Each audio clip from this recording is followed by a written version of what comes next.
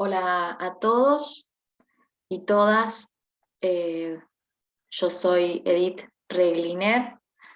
Bienvenidos a este curso virtual de la Sociedad Argentina de Pediatría. Junto con la doctora Sara Regliner, trabajamos juntas en el Sanatorio Juan 23 de acá de General Roca, y también estoy trabajando actualmente también en los CAPS del Hospital López Lima.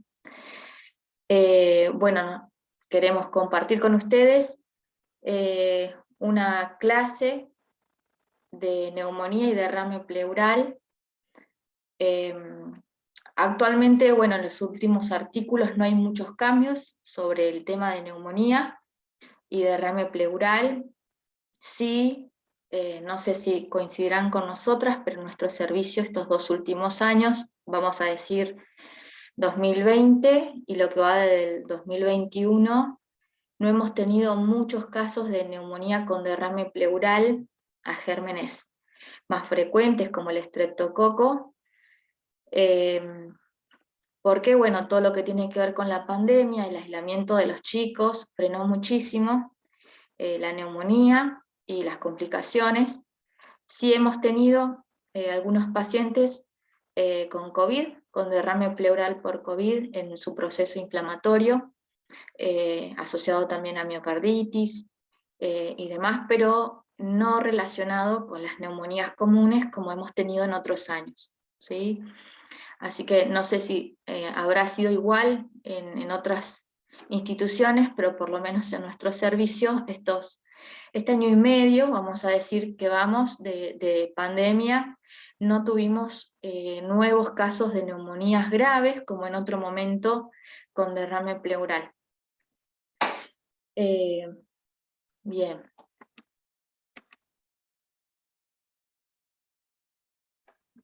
A ver si puedo seguir avanzando.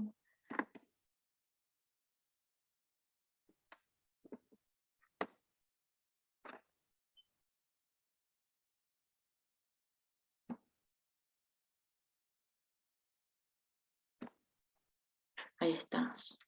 Neumonía, como definición, es la misma definición que todos conocemos: infección respiratoria baja que compromete el parénquima pulmonar, ¿sí?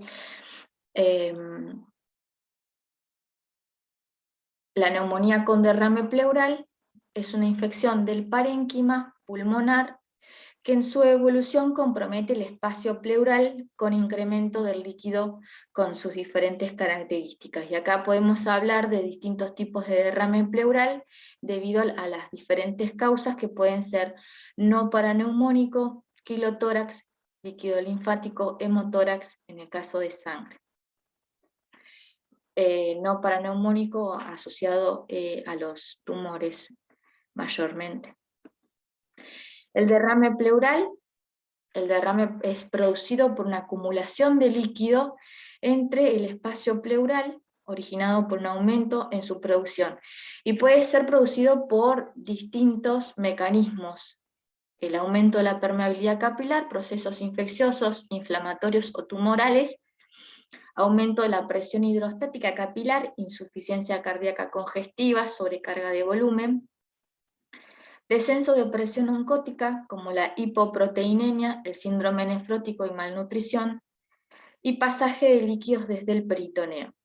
Vamos a decir que, bueno, en este caso el tema tiene que ver un poco con los procesos inflamatorios, pero podemos ver el derrame pleural por insuficiencia cardíaca congestiva, obviamente la sobrecarga de volumen cuando hay un paciente con shock, que nos pasemos de volumen, y en los pacientes con un síndrome nefrótico, ¿sí? Que es lo más habitual que podemos ver, ¿sí? En este caso, la clase que queremos ir llevando es más enfocada a los procesos infecciosos. El empiema es parte también de estos procesos infecciosos de derrame pleural. Se define como la presencia del líquido purulento en el espacio pleural. Es el resultado de una complicación del derrame pleural paraneumónico de causa infecciosa, afecta a 3.3 de cada 100.000 niños y complica el 0.6% de las neumonías y el 20% de los derrames paraneumónicos. El empiema se caracteriza por 3 fases. La primera fase de característica exudativa, hay un escaso líquido en la producción con celularidad baja y más o menos lleva una duración entre 1 y 4 días. La segunda fase es fibrino-purulenta, donde el derrame es un poco más espeso, a expensas de mayor celularidad, aumento de los leucocitos, con formación de septos de fibrina. Aparecen las loculaciones y acidificación del medio, la duración entre 5 y 21 días. Y la fase de organización, que es la proliferación de fibroblastos con aparición de paquipleuritis, formación de una corteza fibrosa y restrictiva que limita la expansión pulmonar, y esto lleva una duración de más de 21 días. Sí es verdad que la mayoría de las veces nosotros vemos a los niños en la etapa del primero al cuarto día, pero puede pasar que llegue un chico con varios días y es en la fase fibrino-purulenta cuando nosotros hacemos la punción pleural y podemos sacar el líquido. Acá hay 2 fotitos, una donde en la figura A, donde hay absceso pulmonar con cavitación, y la segunda, la figura B, donde ya hay una neumonía más conformada, necrotizante, y hay ya un daño del parénquima. Podemos clasificar el derrame pleural como 2 tipos, el trasudado y el exudado, según las causas que lo producen. El trasudado, insuficiencia cardíaca congestiva, el síndrome nefrótico, hipotiroidismo, cirrosis hepática, desnutrición grave, y el exudado, que tiene más células, habitualmente está causado por infecciones, que es lo que vamos a ver nosotros, bacterias, tuberculosis, virus, parásitos, las bacterias son más frecuentes, neoplasias, enfermedades autoinmunes, pancreatitis, quilotórax, traumatismo sea torácico o abdominal, y de causa iatrogénico por cirugías y fármacos.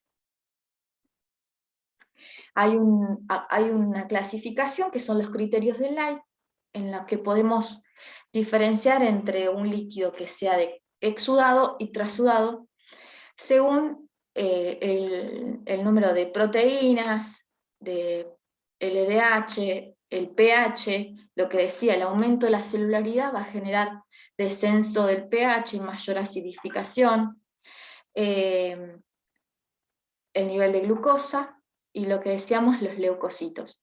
Mayor número de leucocitos nos va a indicar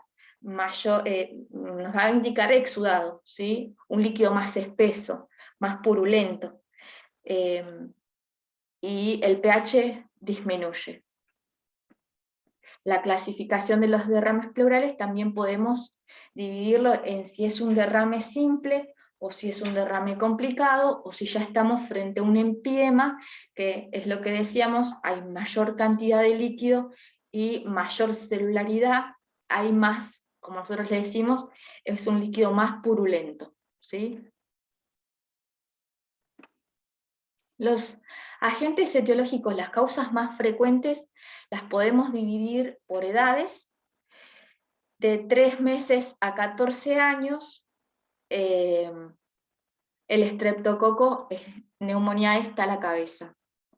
Tenemos el Staphylococcus aureus, el Streptococcus pyogenes, Mycoplasma pneumoniae, mayormente en los adolescentes, y el el Mycobacterium tuberculosis, que no lo estamos viendo tan frecuente, pero sigue estando activo la tuberculosis, que no nos tenemos que olvidar. Sabemos que el Streptococcus pneumoniae es el más frecuente, ¿sí? Va a la cabeza en todas las causas de neumonía con derrame, de neumonía y con derrame. Y esto es importante porque también después nos va a ayudar en el tratamiento antibiótico. Menores de 3 meses o niños que no han sido vacunados a Haemophilus influenzae, Streptococcus agalactiae y gérmenes gram negativos, que son aquellos recién nacidos, de 1 a 24 meses, adenovirus, influenza, parainfluenza, virus sincicial respiratorio. Ahora con el tema del COVID hemos visto muchos cuadros de bronquiolitis, más que nada, no tantas neumonías, pero de causa por adenovirus y rinovirus, con frecuencia en consultorio. Virus sincicial poco hemos visto, pero sí mucho adenovirus y rinovirus, que en otro tiempo siempre el virus sincicial estaba a la cabeza. Diagnóstico clínico y radiográfico. Sabemos que siempre que un niño que se presenta con fiebre, tos, dolor torácico, dificultad respiratoria, y tenemos hipoventilación, hipoventilación pulmonar, sabemos que algo está pasando, hay una condensación, y nos sugiere clínicamente que hay una neumonía. La matidez es la percusión de tórax y columna, es parte de la semiología, la broncofonía, respiración soplante en límite superior, y en el caso de la neumonía necrotizante vamos a ver mayor taquipnea, signos de shock séptico y falla multiorgánica.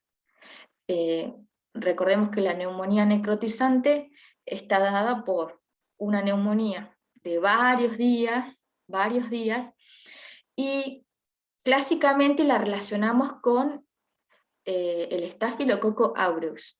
La neumonía necrotizante suele aparecer con el Staphylococcus aureus. En la RX de tórax, despegamiento pleural mayor de 10 milímetros y o presencia de nivel líquido, y borramiento del hemidiafragma de los senos costodiafragmáticos y o del seno cardiofrénico. Bien, cuando hacemos estudios complementarios, además de poder hacer la semiología, la placa radiográfica, que es lo más rápido que podemos tener, o que por ahí la mayoría de los servicios tienen, también podemos hacer el laboratorio, que vamos a buscar el hemograma, leucocitos, la PCR, se puede hacer eritrosedimentación, aunque no todos lo solicitan, la glucemia, gases y LDH. En este caso, cuando tenemos un líquido mayor a 10 milímetros de espesor, podemos hacer lo que nosotros llamamos la punción pleural o toracocentesis. Esto lo hacemos habitualmente los pediatras, cuando estamos en la sala, que internamos al paciente, lo podemos hacer nosotros. La mayoría de las veces es para estudio complementario y también es para ayudar al chico cuando tiene mucha dificultad respiratoria y necesitamos de alguna manera expandir un poquito más el pulmón, lo ayudamos con la punción pleural. No es lo mismo cuando queremos poner un catéter de drenaje que directamente llamamos al cirujano, aunque lo podemos hacer nosotros también, en caso de emergencia o demás, o que no haya un cirujano, la mayoría de las veces pedimos intervención del especialista.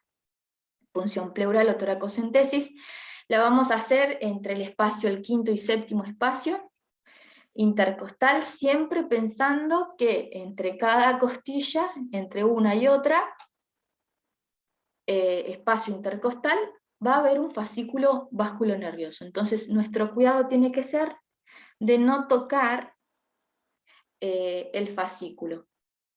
Siempre vamos a pasar por encima de la costilla. Entonces, entre el quinto y séptimo espacio intercostal, pasamos con la aguja y vamos a aspirar el líquido. Nos permite hacer el diagnóstico y mejorar la dificultad respiratoria. ¿Por qué? Porque este líquido lo podemos llevar para hacer un físico citoquímico y para hacer cultivo. Entonces el material que vamos a utilizar es una aguja para punción, un Avocat, que de acuerdo a la edad podemos utilizar diferentes números. 14 al 24, una llave de 3 vías que nos va a ayudar, la llave de 3 vías, a poder abrir la llave sin que entre aire de afuera hacia adentro, y una jeringa de entre 10 y 20 milímetros. 2 frascos entonces vamos a utilizar estériles para tomar la muestra. La técnica, entonces, entramos con la aguja, debe penetrar por arriba del borde superior de la costilla para no dañar el paquete vasculonervioso costal, y una vez que se obtiene el líquido, apenas sentimos que viene el líquido, se detiene el avance de la aguja, no seguimos avanzando. Se toma la muestra para analizar el material y recordar siempre que utilizamos esa llavecita de 3 vías para que no entre aire. Entonces evitamos la entrada de aire en la cavidad pleural. En niños mayores o adolescentes no evacuamos más de 1500 mililitros de una sola vez. Eso es cuando tiene un derrame pleural muy grande. Estudios complementarios. Podemos hacer una ecografía pleural, es operador dependiente. Es verdad que la mayoría de las veces en las instituciones piden, antes de hacer una punción, piden una ecografía pleural. Pero bueno, hay lugares en los que no tienen un ecografista, que no tienen tampoco un médico que pueda hacer un ecofast, entonces directamente la necesidad de ayudar al niño en la respiración, en su mecánica respiratoria, va a avanzar directamente a hacer la punción pleural. La ecografía pleural nos va a ayudar a ver la presencia del líquido en el espacio pleural. Evalúa la magnitud del despegamiento visceral parietal midiendo el diámetro antero-posterior.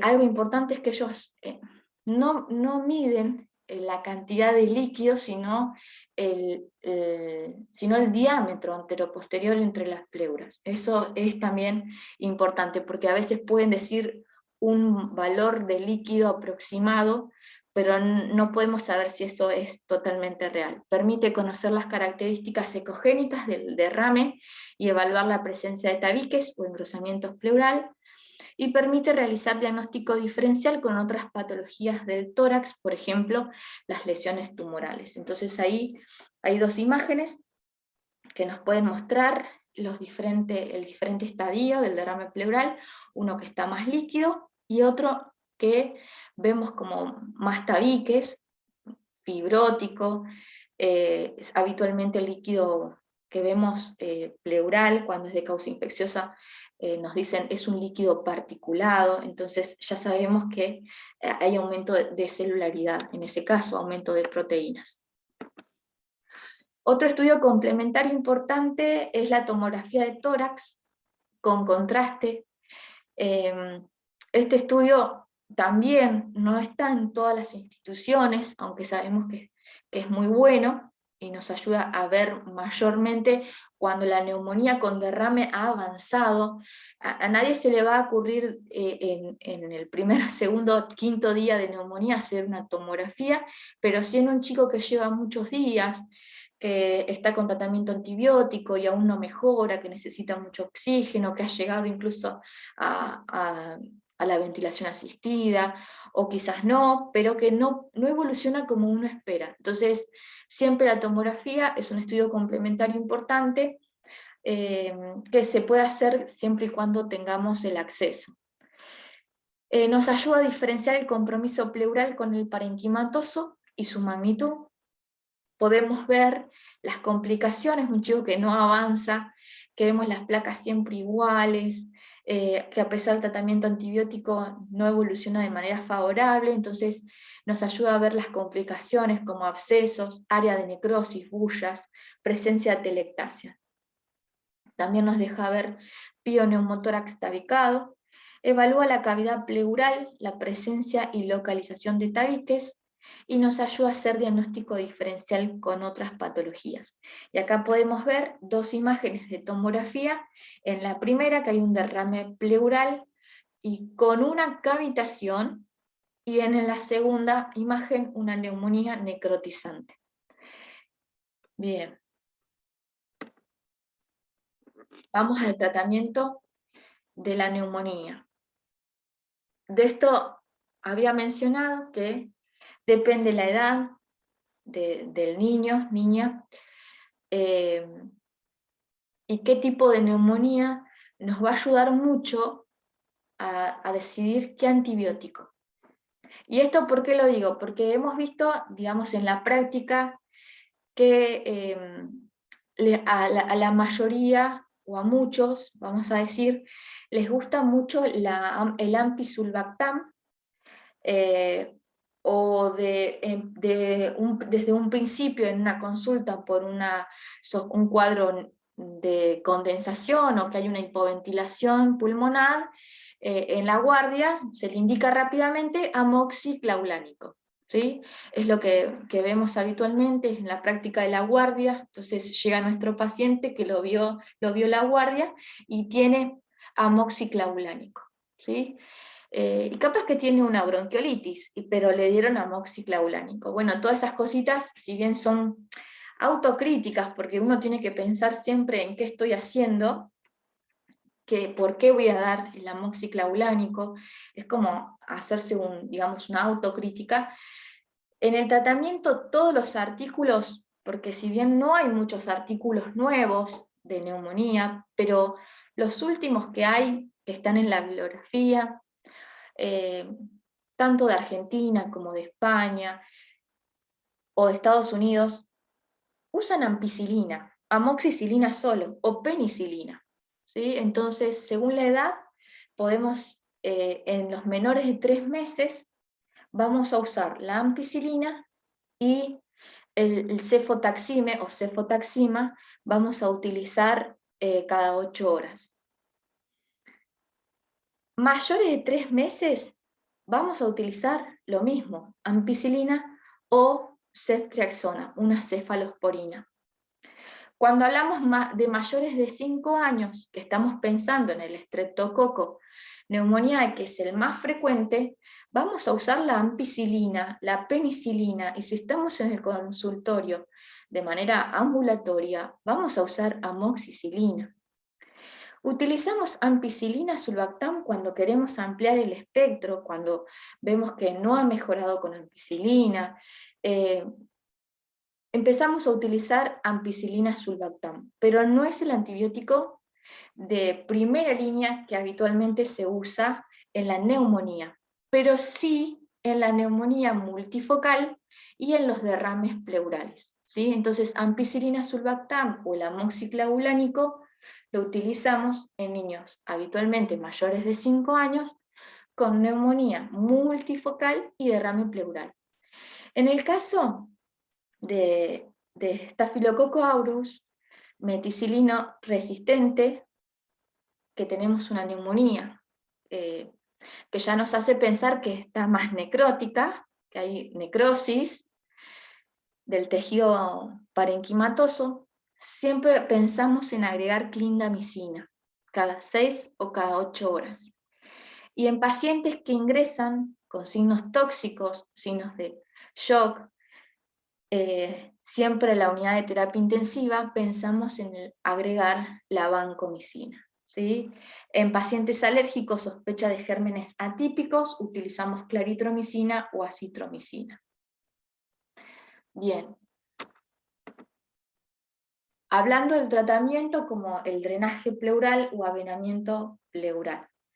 Entonces, dijimos que este procedimiento que se hace no es lo mismo que la punción pleural, sino que acá ya lo que vamos a hacer es colocar un tubo de drenaje pleural. La mayoría de las veces llamamos al cirujano, el cirujano nos ayuda, pero en la práctica pediátrica, sobre todo en la terapia intensiva, todos tenemos que saber cómo armar un drenaje, cómo hacer el drenaje. Bien, siempre vamos a tener 2 frascos.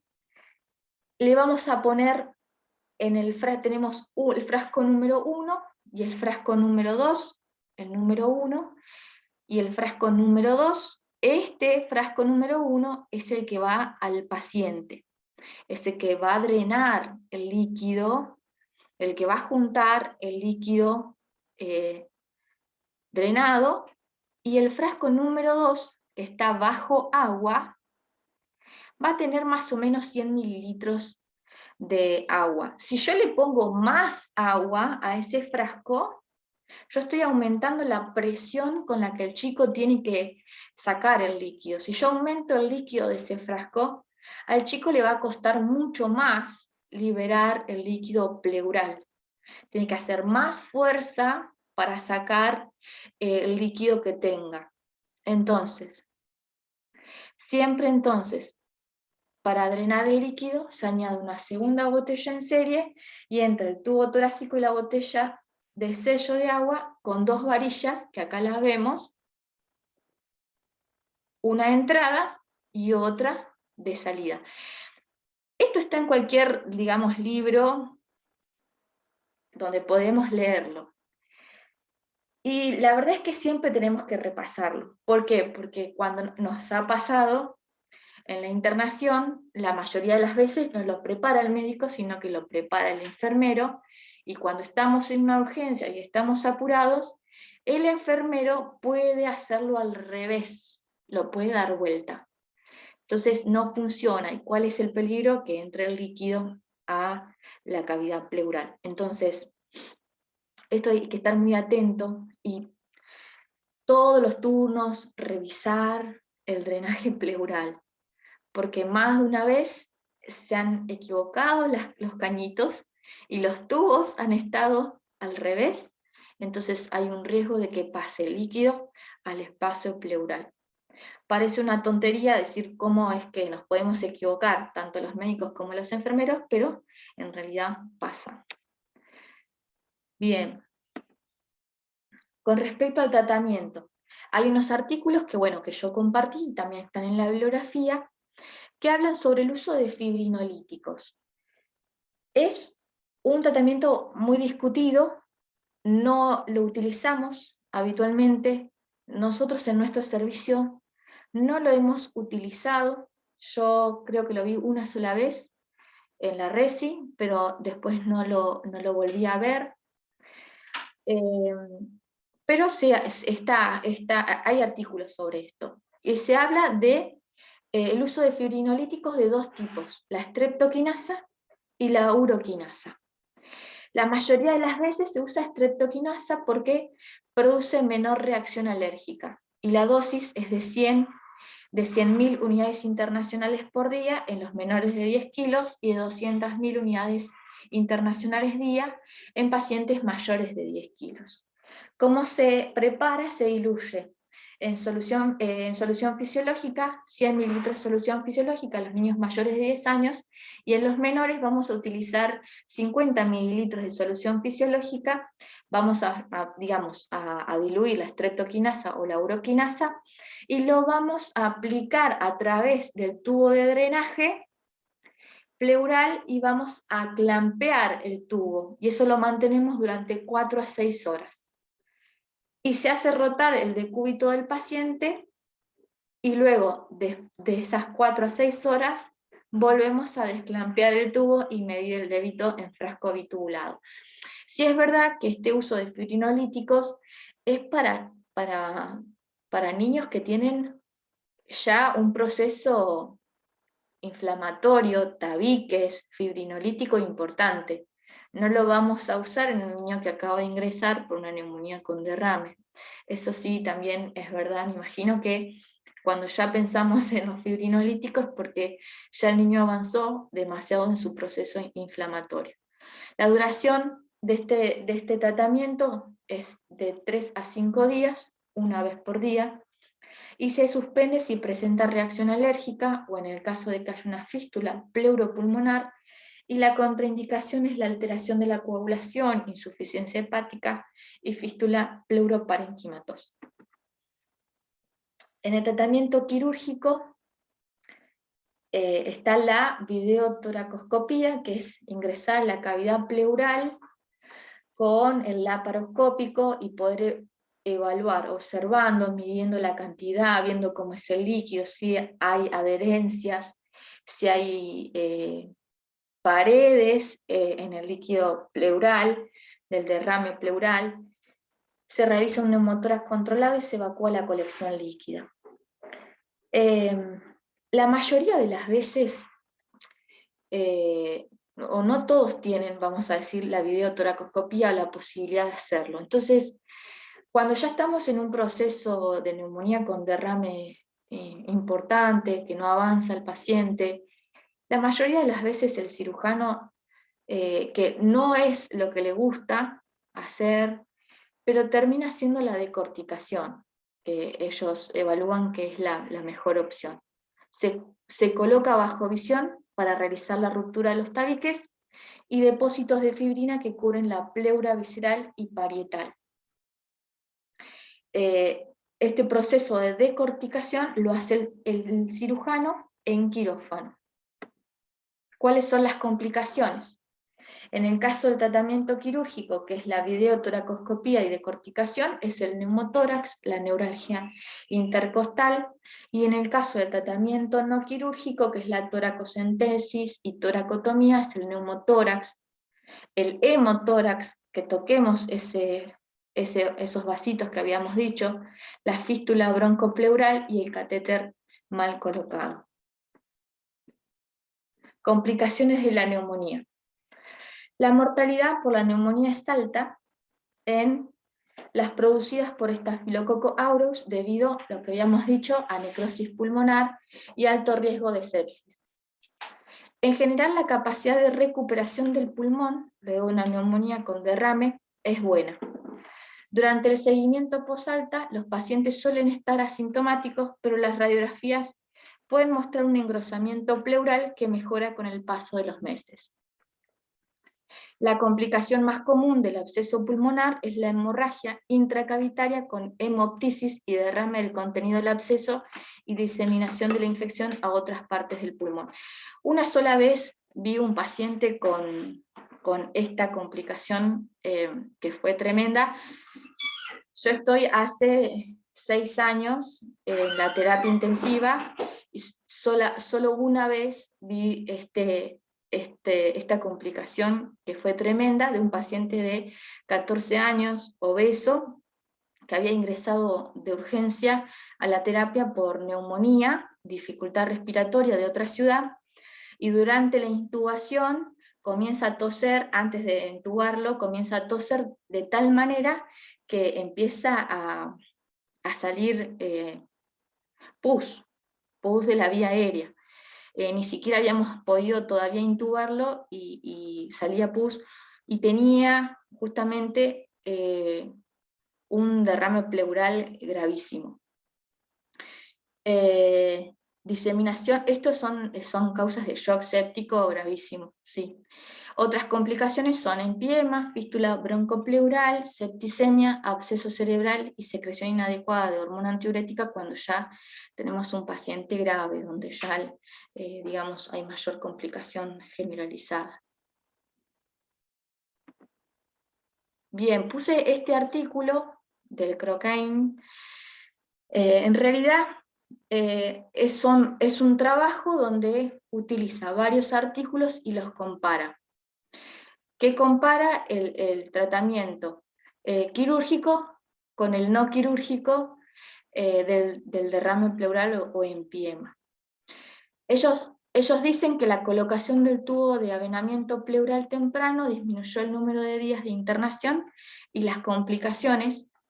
No existieron cambios en la mortalidad entre el tratamiento quirúrgico y no quirúrgico, y hablan bastante del uso de los fibrinolíticos, que no es lo que nosotros tenemos en la práctica, pero dicen que disminuyó la necesidad de la decorticación, aunque hay poca evidencia de su uso.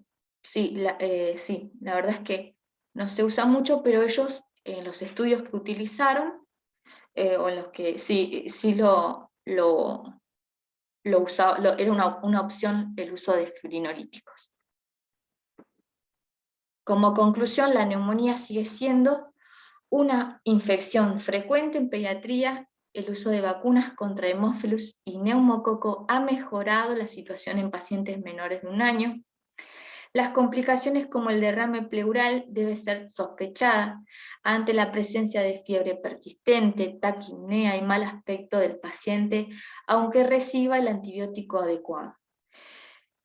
Lo que decíamos antes, el paciente que fue al consultorio porque tenía dificultad respiratoria, lo ocultamos y notamos hipoventilación, hicimos una placa o no, pero le dimos amoxicilina, pero sigue con su cuadro respiratorio que no mejora.